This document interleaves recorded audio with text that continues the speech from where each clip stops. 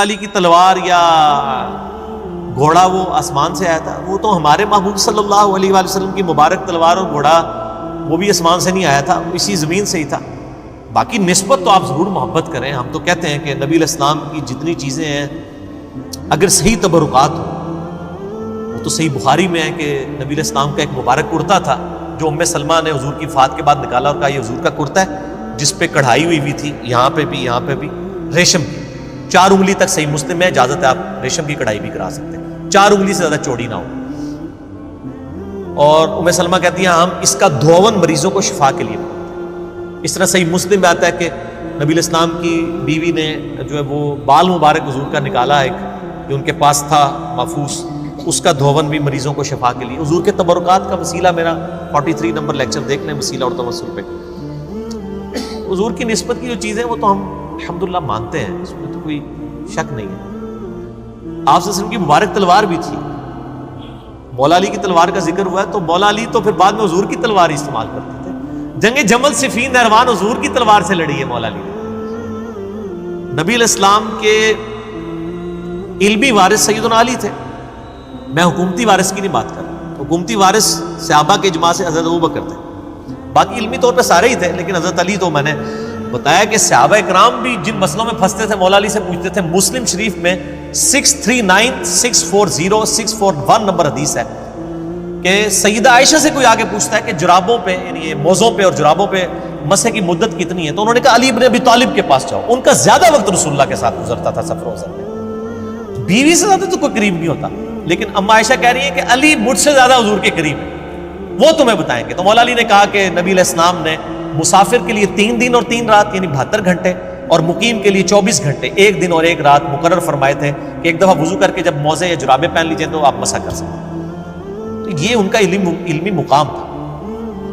تو مولا علی تو بعد میں نبی علیہ السلام کی تلوار سے لڑتے رہے، اور میں نے کربلا والا جو ریسرچ پیپر لکھا ہے نا، اس میں نبی علیہ السلام کی مبارک تلوار کا بھی ذکر موجود ہے۔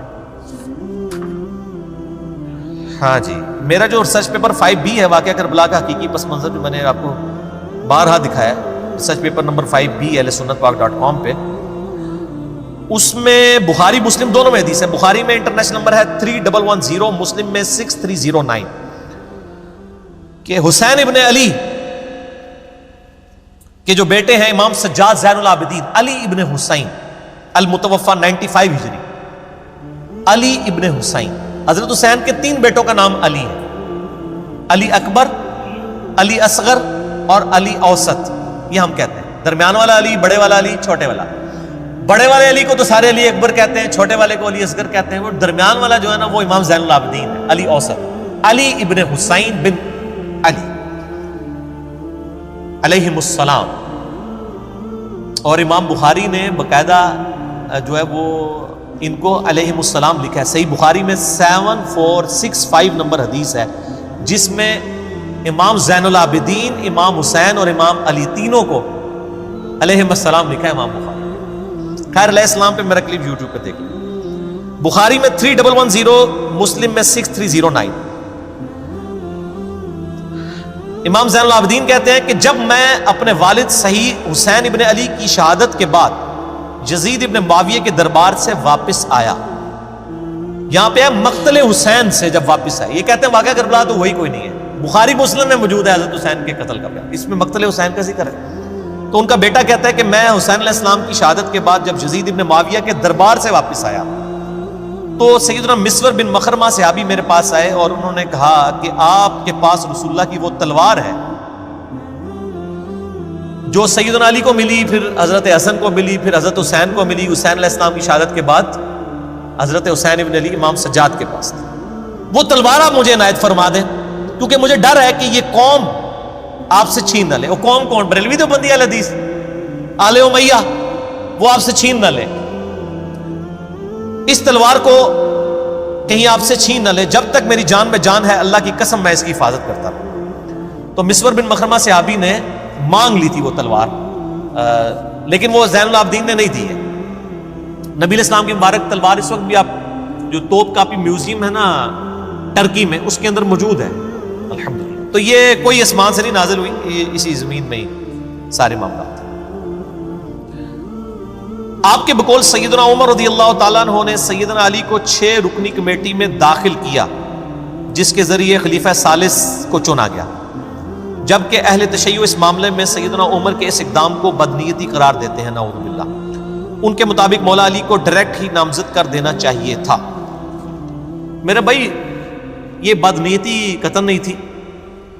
صحیح بخاری میں موجود ہے کہ میں نے ریسرچ پیپر جو واقعہ کربلا والا ہے نا، واقعہ کربلا کا حقیقی پس منظر 72 صحیح الاسناد حدیث کی روشنی میں، جس میں 200 روایتیں اکثر بخاری اور مسلم سے ہیں، اس میں بھی میں نے یہ حدیث ڈالی ہوئی ہے۔ بخاری میں ہے 3700 اور ایک اس کا طریق بخاری میں ہے 7207، جس میں حضرت عثمان کس طرح منتخب ہوئے وہ ڈیٹیل موجود ہے۔ یہ ذرا دکھا دیں نہیں دوبارہ ان کو واقعہ کربلا والا سچ پیپر، یہ عربی میں بھی ہے، اردو میں بھی ہے، ہندی میں بھی ہے اور انگلش کے اندر بھی ہے، انشاءاللہ فارسی میں بھی آ جائے گا، فری ڈاؤن لوڈ کر سکتے ہیں۔ اور اگر ڈاک کے ذریعے منگوانا ہے عثمان بھائی کو کال کریں 032159000162، فری آ جائے گا آپ کے گھر۔ اس میں موجود ہے بخاری میں 3700 اور 7207 کہ 6 رکنی کمیٹی جو سیدنا عمر نے وفات کے دنوں میں بنائی، ایک طریق میں آتا ہے کہ انہوں نے نام لیا علی، عثمان، طلحہ، زبیر، عبد الرحمن بن عوف اور سعد ابن ابی وقاص، 6۔ ایک میں حضرت علی کا نام پہلے ہے، ایک میں حضرت عثمان کا نام پہلے ہے۔ 6 رکنی کمیٹی بنائی۔ اس سے پہلے جو آپ اس پوری ڈیٹیل حدیث کو پڑھیں تو عبداللہ بن عمر کہتے ہیں کہ لوگوں نے حضرت عثمان سے کہا اپنا خلیفہ نامزد کریں، حضرت عمر سے۔ حضرت عمر نے کہا اگر میں خلیفہ نامزد کرتا ہوں تو میں اس شخص کی سنت پہ عمل کرتا ہوں جو مجھ سے بہتر ہے، یعنی سیدنا ابو بکر، اور میں اگر خلیفہ نامزد نہیں کرتا تو میں اس شخص کی سنت پہ عمل کرتا ہوں جو ہم سب سے بہتر ہے، یعنی نبی صلی اللہ علیہ وآلہ وسلم۔ تو عبداللہ بن عمر کہتے ہیں جب یہ بات حضرت عمر نے کی نا تو میں سمجھ گیا کہ اب وہ اپنا خلیفہ کسی کو نامزد نہیں کریں گے، کیونکہ حضرت عمر کوشش کرتے تھے کہ وہ نبی کے طریقے کے اوپر چلیں۔ ویسے حضرت ابوبکر نے بھی کوئی دھوس نہیں کی تھی، صحابہ سے مشورہ لیا تھا، لیکن وہ ذرا ڈیفرنٹ تھا، یعنی نامزد کیا اور ظاہر ہے کہ حضرت عمر کے لیول کا کوئی بندہ نہیں تھا، سب نے ایکسیپٹ کر لیا۔ لیکن حضرت عمر اس سے بھی ایک سٹیپ آگے گئے، انہوں نے نامزد بھی نہیں کیا کسی کو، اور کہا کہ 6 رکنی کمیٹی بنا رہا ہوں، اور اس میں الفاظ ہے کہ یہ وہ 6 بندے ہیں جن سے نبی علیہ السلام وفات تک راضی رہے۔ ٹھیک ہے، تو اس لیے ووٹنگ کی ضرورت نہیں تھی، جب نبی انڈورس کرتے پھر ووٹنگ کی ضرورت نہیں رہتی، اور وہ اشرم وشرا والے تھے 6 کا، علی، عثمان، طلحہ، زبیر، عبد الرحمن بن عوف اور سعد ابن ابی وقاص۔ اور بخاری کے الفاظ ہے کہ سعد ابن ابی وقاص کو جو میں نے پرشین امپائر کی گورنری سے معزول کیا تھا نا، اس معزولی کو اس کے خلاف دلیل نہ لینا کہ جی اس تے عثمان حضرت عمر نے لا دیتا سی، اینو نہیں سی خلیفہ چننا۔ ٹھیک ہے، وہ تو حضرت عمر 4 سال زیادہ کسی کو رہنے نہیں دیتے تھے گورنر، تاکہ وہ پارٹی نہ بنا لے اپنی۔ وہ تو حضرت معاویہ رضی اللہ تعالیٰ کی لاٹری نکل آئی کہ وہ 4 سال پورے ہی نہیں ہوئے، حضرت عمر شہید ہو گئے، ورنہ وہ بھی وہاں سے گورنری سے ہٹ جاتے۔ تو حضرت عمر ہر 4 سال کے بعد گورنر چینج کر دیتے تھے تاکہ وہ پارٹی بازی نہ کر لیں خلیفہ کے خلاف۔ تو اس پہ ویسے میرا کلپ ہے، لوگوں نے حضرت عمر پہ تان کیا تھا نا کہ معاویہ کو انہوں نے بنایا رضی اللہ تعالیٰ عنہ، تو میں نے کہا کہ وہ کچھ اور ہی معاملہ تھا، آپ جا کے لکھیں کہ حضرت معاویہ کو حضرت عمر نے گورنر بنایا تھا رضی اللہ تعالیٰ عنہ، رضی اللہ عنہ مجمعین۔ تو ابن عمر کہتے ہیں کہ میں نے سمجھ لیا کہ نبی علیہ السلام کا طریقہ اڈاپٹ کریں گے، اور وہی ہوا، انہوں نے 6 رکنی کمیٹی۔ اس کے بعد اپنے بیٹے عبداللہ بن عمر کو کہا کہ اما عائشہ کے پاس جاؤ، ان سے کہنا کہ عمر بن خطاب عرض کرتا ہے، امیر المومنین نہ کہنا، I am no more امیر المومنین،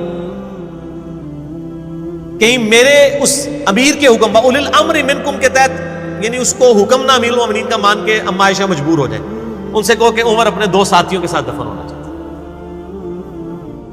اما عائشہ نے کہا رضی اللہ تعالیٰ عنہ، میں نے یہ جگہ اپنے لیے رکھی تھی لیکن آج عمر کو میں اپنے پہ ترجیح دوں، تو پھر وہ ساتھ دفن کیے گئے۔ ایک کنڈی کھلنے والا واقعہ جھوٹا جے، یہ حضرت ابوبکر نے کہا میری یہ رکھ دینا، میں وہ کنڈی کھل جائے گی، تو جھوٹ ہے۔ ورنہ تو سیدہ عائشہ کو بھی حضرت عمر کہتے ہیں کہ میں آ رہا ہوں، اگر کنڈی کھل گئی تو مجھے دفنا دینا۔ بخاری میں موجود ہے، کوئی کنڈی نہیں کھلی، میرا اس کے اوپر بھی کلپ ہے کہ قبر رسول سے آواز حضرت ابوبکر کے لیے، جھوٹ ہے بالکل، بخاری میں بالکل اس کے اپوزٹ چیزیں موجود ہیں۔ یہ ساری تاریخی روایتیں جمع کر کے تو امت کا بیڑا غرق کیا ہے ان لوگوں نے، ظالموں۔ تو سیدنا عمر فاروق رضی اللہ تعالیٰ عنہ نے 6 رکنی کمیٹی بنائی، وہ کوئی بدنیت نہیں تھے. بیسیکلی حضرت عمر چاہتے تھے کہ مسلمان کنسنسس کے ساتھ اس 6 رکنی کمیٹی میں سے کسی کو چن لیں. اب باقی میں آپ کو بتاؤں، حضرت عمر نے خواب بھی دیکھا تھا، وہ بھی میں نے اس ریسرچ پیپر میں ڈالا ہوا ہے. وہ حدیث ہے صحیح مسلم میں 1258. حضرت عمر کہتے ہیں میں نے خواب دیکھا کہ آج ایک مرغے نے خواب میں مجھے ٹھونگے ماری ہیں، اور میں نے اس کی تعبیر یہی کی ہے کہ مجھے قتل کر دیا جائے گا، اور اگر میں قتل ہو جاؤں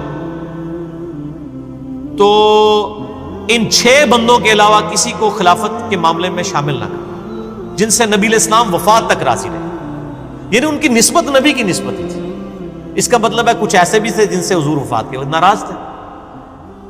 اور پھر اس میں حضرت عمر کے بڑے سخت الفاظ ہیں. اس میں انہوں نے کہا کہ اور مجھے خوب معلوم ہے کہ بعض لوگ اس امر خلافت میں تان کریں گے، اور یہ وہی لوگ ہیں جن کو میں نے اسلام کی خاطر ان کے اسلام قبول کرنے سے پہلے اپنے ہاتھوں سے ان پہ مارا تھا. ان کا یہ جو نیو مسلم ہے نا، اور ظاہر وہ آل امیہ ہی تھی زیادہ تر، تو یہ نیو مسلم دیکھنا کہ یہ تان کریں گے جب ان 6 بندوں میں سے کسی کو خلیفہ چنو گے. وہ دیکھ لیں حضرت علی کے خلاف پھر کھڑے ہوئے نا وہ. حضرت عمر نے کہا کہ، اور اس کے آگے پھر بڑے سخت الفاظ ہیں، میں یعنی وہ حضرت عمر کے ریفرنس سے ہی بیان کرتا ہوں. حضرت عمر کہتے ہیں میں نے ان کو اپنے ہاتھوں سے مارا کیا ہوا ہے اور فتح مکہ پہ معافی مانگ کے مسلمان ہوئے ہیں. بس اگر یہ لوگ ایسا کریں یعنی خلافت میں تان کریں تو جان لینا کہ وہ اللہ کے دشمن، کافر اور گمراہ ہیں. اتنا ڈاڈا فتویٰ. باقی آپ میرا ڈیٹیل دیکھ لیں خلافت راشدہ کے 30 سال. مسئلہ 162A اور B. 162A نہج البلاغہ شیعہ کی کتاب سے ہے، اور 162B جو ہے وہ اہل سنت کی کتابوں سے میں نے 30 سال خلافت راشدہ الحمدللہ ثابت کیے. تو حضرت عمر کوئی بد نیت نہیں تھی. اور میں آپ کو بتاتا ہوں رومن اور پرشین امپائر جب گری تو ظاہر حضرت عمر وہاں کے دوروں کے لیے گئے، انٹرنیشنل دوروں کے اوپر. حضرت علی کو اپنی جگہ خلیفہ بنا کے گئے. اس دوران اگر خدا نہ خواستہ سیدنا عمر شہید ہو جاتے، حضرت علی آٹومیٹکلی خلیفہ بن جاتے ہیں. کیونکہ بخاری مسلم میں کہ جب غزوہ تبوک پہ نبی علیہ السلام گئے تھے اپنا خلیفہ حضرت علی کو چھوڑ کے گئے تھے. حضرت علی رو پڑے. یہ پہلا اور آخری موقع تھا کہ حضرت علی کسی جنگ میں ساتھ چھوڑتے نہیں تھے حضور کا. یہاں پہ حضور صلی اللہ علیہ وسلم نے پھر ان کی دلجوئی کی. فرمایا علی تو اس سے راضی نہیں ہے کہ تیرے میرے ساتھ وہی نسبت ہے جو ہارون کی موسیٰ کے ساتھ، مگر میرے بعد کوئی نبی نہیں. بہت بڑی دلیل ہے سیدنا علی کی شان کے اوپر. یعنی نبی صلی اللہ علیہ وسلم کی سب سے زیادہ قریبی آپ کے لیے سپورٹیو شخصیت حضرت علی کی تھی، کیونکہ حضرت موسیٰ کے لیے سب سے زیادہ سپورٹیو کون سی تھی؟ ہارون علیہ السلام. یہ تسلی تھی. تو اسی سنت پہ عمل کرتے ہوئے حضرت عمر بھی جب فارن ٹورز پہ جاتے تھے حضرت علی کو اپنا خلیفہ بنا کے مدینے میں جاتے تھے. چیف جسٹس تو پہلے ہی بنایا ہوا تھا، اور آپ کو پتا چیف جسٹس کا ہوتا تو مسکراہٹ ہی کافی ہے. آج بھی چیف جسٹس آپ سنبھالے جا رہے، اس زمانے میں چیف جسٹس کا ہوتا کس لیول کا ہوگا؟ وہ حضرت علی تھے. رومن امپائر گری، ابو دردہ کو چیف جسٹس لگایا وہاں پہ، اصحاب صفہ غریب صحابی. پرشین امپائر گری، عبداللہ ابن مسعود غریب صحابی، اس کو چیف جسٹس لگایا. سب سے بڑی پوسٹ چیف جسٹس کی ہوتی تھی خلفائے راشدین کے زمانے میں، اور وہ سارے وہ اصحاب تھے جو تقوی، پرہیزگاری اور علم میں ٹاپ آف لسٹ ہوتے تھے. ابو دردہ غریب آدمی، صحابہ صفہ. ابن مسعود غریب آدمی،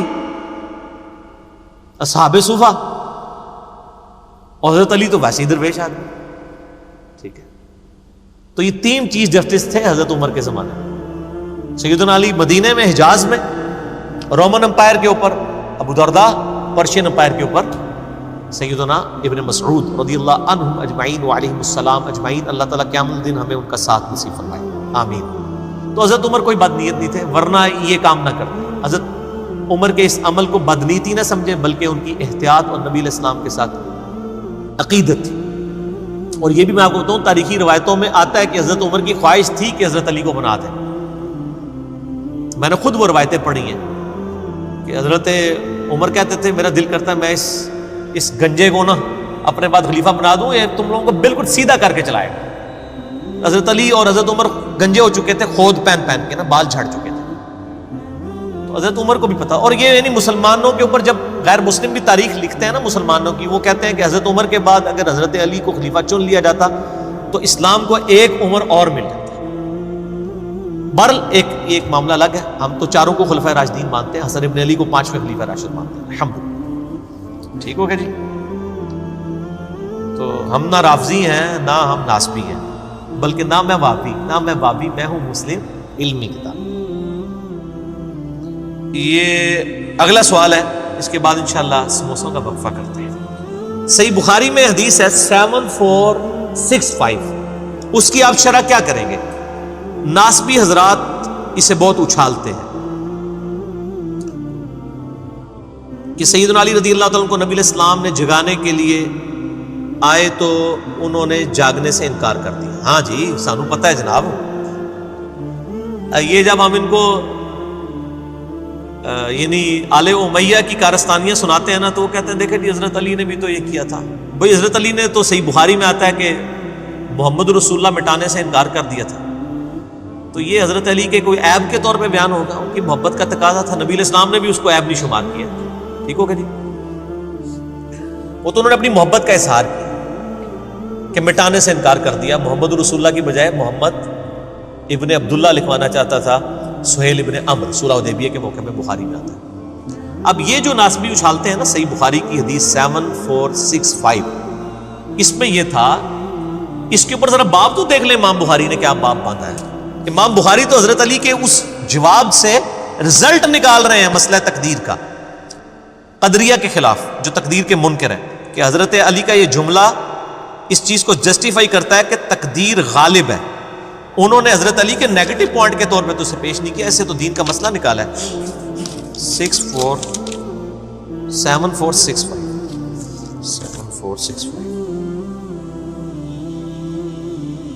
ہاں جی.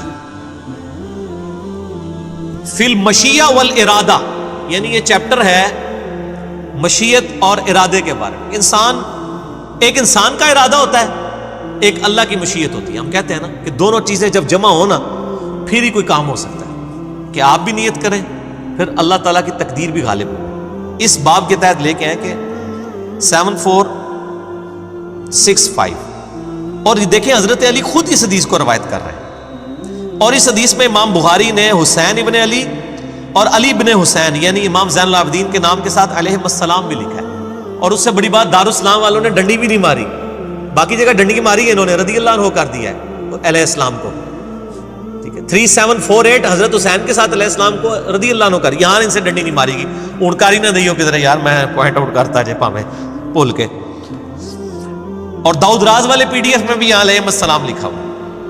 حضرت علی خود روایت کر رہے ہیں کہ ایک دن نبی علیہ السلام میرے اور فاطمہ کے پاس آئے، تہجد کا وقت تھا، اور ندا دی کہ تم لوگ اٹھ کے نفلی نماز کیوں نہیں پڑھتے.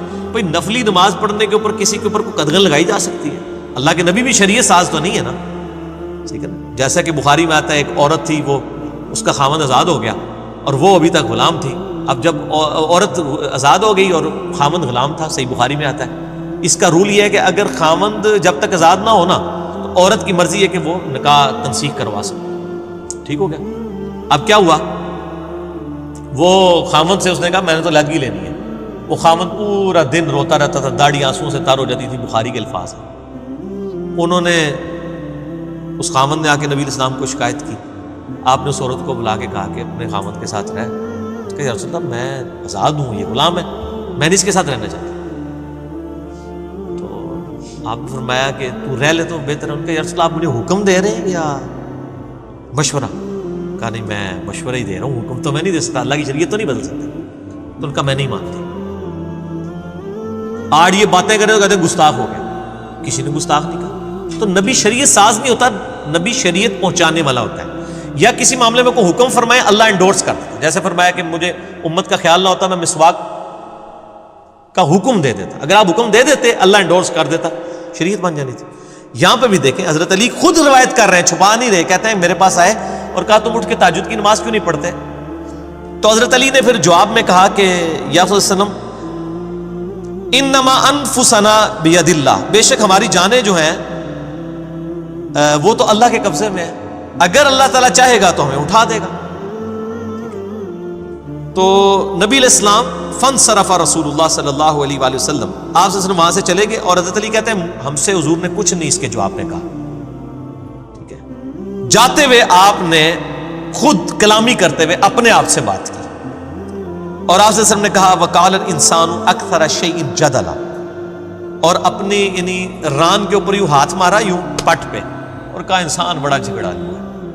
یعنی انسان جو ہے وہ ایسی بات کرتا ہے، یعنی انسان کی نیچر کے اندر ہے کہ وہ اپنے لیے کوئی ایک اسکیپ روٹ تلاش کرتا ہے. تو اس میں تو کوئی ایسا مسئلہ نہیں ہے، اس میں حضرت علی کی کوئی تنقیص نہیں ہے. کوئی فجر کی نماز کے لیے تو اٹھانے نہیں آئے تھے، تہجد کے لیے آئے تھے.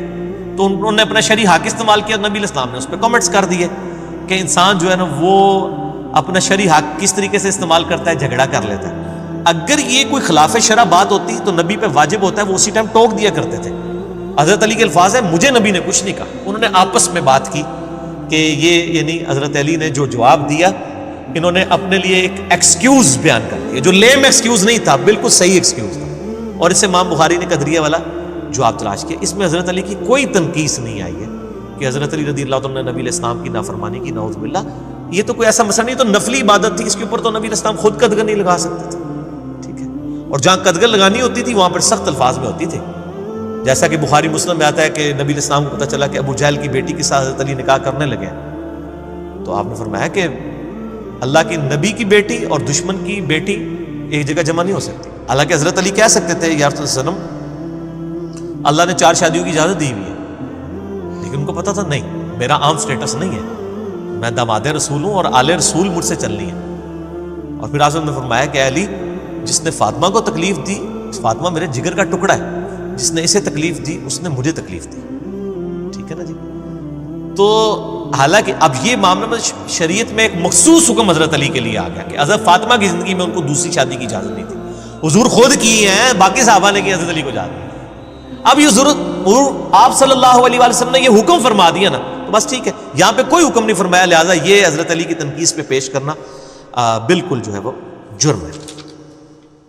ایک اور سوال بھی ہے، اس کو کور کر لیتے ہیں، باقی انشاءاللہ پھر ہم بعد میں کریں گے وقفے کے بعد. بعض ناسبی اہل حدیث، یعنی اہل حدیث کے اندر جو ناسبی ہیں، ان کا کہنے کا مطلب یہ ہے اہل حدیث کو نہیں کہہ رہے. صحیح مسلم میں 4577 نمبر حدیث پیش کرتے ہیں کہ عباس بن عبد المطلب نے سیدنا علی رضی اللہ تعالیٰ عنہ کو گالیاں دی اور اس سے وہ آل امیہ کا سیدنا علی پر ممبروں پر سب و شتم کرنے کا دفاع کرتے ہیں. واہ، ہم تو کہتے ہیں انہوں نے بھی گالیاں دی تو غلط کیا اور آل امیہ نے بھی کیا غلط کیا، دفاع کیوں کرتے ہیں؟ اسے چنگی عقل ماری ہوئی ہے. صحیح بخاری مسلم کی حدیث ہے میری بیٹی فاطمہ بھی چوری کرے اس کے بھی ہاتھ کٹیں گے. تو بھائی عباس ابن عبد المطلب نے اگر حضرت علی کو گالیاں دی تو انہوں نے بھی غلط کیا، اور بعد میں اگر حضرت معاویہ رضی اللہ عنہ کے دور میں اور آل امیہ کے دور میں جو بخاری مسلم سے میں نے کئی احادیث جو ہے واقعہ کرنے والے ریسرچ پیپر میں لکھی، ممبروں پہ حضرت علی پہ سب و شتم ہوا تو وہ بھی غلط ہے. نبی علیہ السلام نے تو یہ کرائٹیریا دیا ہے، غلط کرے کوئی بھی وہ غلط ہے، تو دفاع تو ہوتا نہیں ہے. باقی وہ اس سے یہ لیتے ہیں کہ جی آل امیہ نے بدعت نہیں ایجاد کی حضرت علی کو برا کہنے کی، یہ عباس نے بدعت نعوذ باللہ ایجاد کی. آپ دیکھیں لوگ یہ سمجھتے ہیں لوگ گھاس کھاتے ہیں، ایک واقعہ تھا، ایک واقعہ. کیا عباس ابن عبد المطلب روزانہ ممبر پہ چڑھتے تھے اور حضرت علی کو کہتے تھے کہ تو بڑا دغا باز ہے، تو بڑا گناہ گار ہے، تو بڑا فراڈی ہے، نعوذ باللہ؟ وہ ایک واقعہ تھا. اور کون ہے حضرت عباس؟ کون ہے آپ کو پتہ ہے؟ حضرت علی کے چچا ہیں. اور صحیح مسلم میں آپ نے یہ حدیث پیش کی، میں مسلم سے ہی آپ کو جواب دیتا ہوں. مسلم میں حدیث ہے 2277، مشکات میں بھی زکات والے چیپٹر میں مل جائے گی.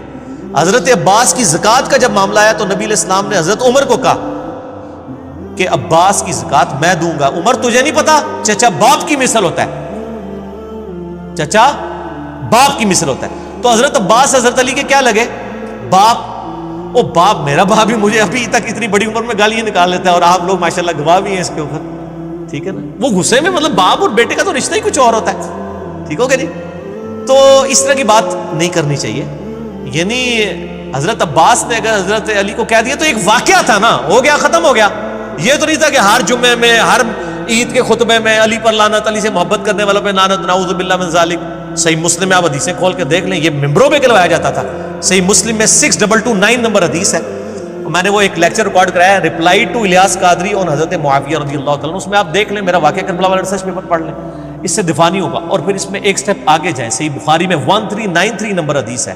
اما عائشہ کہتی ہیں رضی اللہ تعالیٰ عنہ، نبی علیہ السلام نے فرمایا مردوں کو گالی مت دو، وہ اپنے انجام کو پہنچ چکے ہیں. اگر اچھے اعمال کیے تھے تو اچھے انجام کو، برے اعمال کیے تو برے انجام کو. جو مر جائے نا اس کو آپ گالی نہیں دے سکتے. البتہ کسی مرے ہوئے بندے کی غلطی ہائی لائٹ ہو سکتی ہے اس حوالے سے جس سے امت کو نقصان ہو، اس پہ لعنت نہ کریں، اس پہ گالی گلوچ نہ کریں۔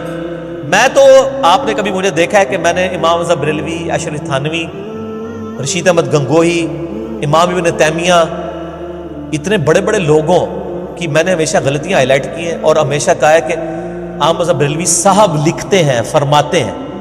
میں نے کبھی ان کی ذات کو ٹارگٹ کر کے کبھی ان پہ لعنت نہیں کی، ان کی علمی غلطی ہائی لائٹ کرتا ہوں۔ وہ تو قرآن میں حضرت یوسف علیہ السلام کے بھائیوں کی بھی غلطی ہائی لائٹ ہوئی ہے، سب سے بڑھ کے حضرت آدم کی ہوئی ہے، اور قرآن میں سورۃ الاعراف میں ہے کہ اے اولاد آدم، ہم حضرت آدم کی غلطی تمہیں اس لیے بیان کر رہے ہیں تاکہ تمہارے ماں باپ کو جس طرح ورگلایا تھا شیطان نے، تمہیں نہ ورگلا دے۔ تو اس طریقے سے اسلامی نظام حکومت میں خلافت کے قیام کے دوران ٹوٹی کمند کہاں سے خلافت راشدہ ختم ہوئی، کس طرح ملوکیت میں بدلی، یہ ٹاپک مولانا مودودی نے بھی خلافت و ملوکیت میں لکھا، یہی ریسرچ پیپر میں ہم نے 200 حدیث بخاری مسلم سے اکثر حدیث ہیں اسے جسٹیفائی کیا۔